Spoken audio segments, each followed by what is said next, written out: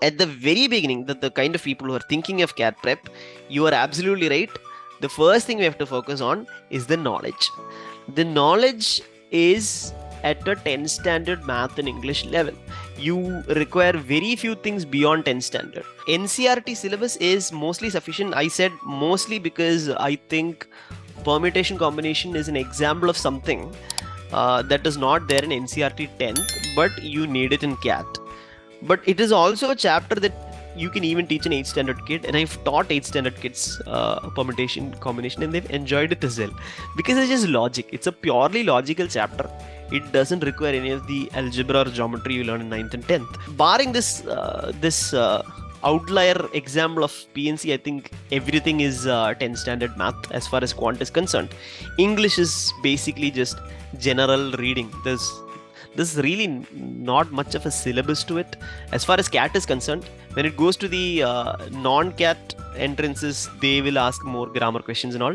I think high school grammar, good books like Wren and Martin should be sufficient to crack the non-comprehension questions in the other entrance tests.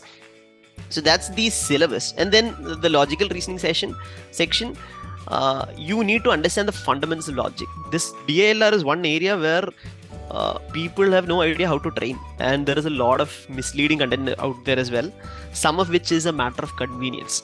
So what do I mean by that? So if any aspirants who are listening to it will agree that this is what is happening to them. They will learn a bunch of chapters. So they'll learn a chapter called double arrangement, they'll learn circular arrangement, they'll learn networks, team formation, games and tournaments. So many chapters, and there are some concepts in all of these chapters.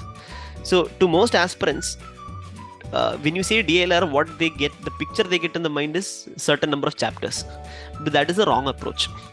CAT is very good at identifying what coaching institutes are giving. And unless you're also imparting the proper training in fundamentals and how to apply those fundamentals, it's not going to be enough. So they're very good at avoiding conventional chapters. At least in some of the sets. Maybe they'll give one set which is traditional and 3 novel sets. I keep telling my students, novel sets are going to be a pain, and if you want to crack that, you want to learn the fundamentals and practice them. So as a matter of convenience, we still go through the chapters, but before that, I tell people to really understand the fundamentals of logical reasoning. And the best way to then apply those fundamentals is just to do puzzles. Sudoku as an example, but there are a lot of these puzzles like Sudoku. All of these puzzles can be solved in essentially the same way. There are only 2 steps to it: partition and proof by contradiction. By partition, I mean you get stuck at a point. Let's say in a Sudoku, you're filled in a few cells, and then there is a cell where it is either 1 or 2 or 3. I don't know which one, right? So it's either 1 or 2 or 3. So you've now defined 3 cases: 1 or 2 or 3.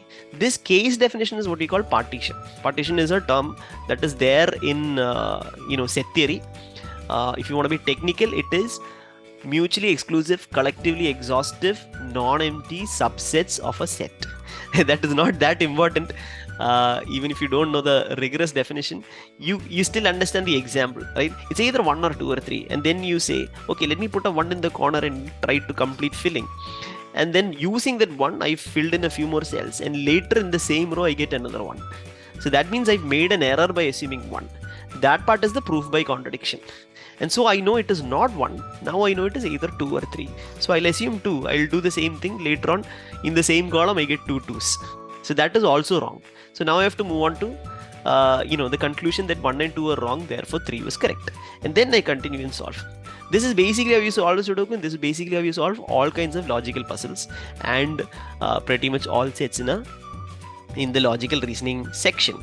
Minor differences, some additional concepts might be required for different chapters, but the underlying ability that they're trying to test is your ability to partition at the most opportune points. So maybe there was another cell in this Sudoku where you could have said this cell is either 4 or 5 or 6, but then when you assume 4, using that 4 you cannot fill anything more.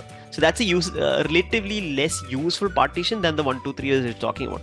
So the practical aspect of it is identifying the best place to partition and then becoming better at doing that proof by contradiction correctly and quickly. And these are the practical aspects. This is what will help you actually beat the top competition, not just learning the chapters.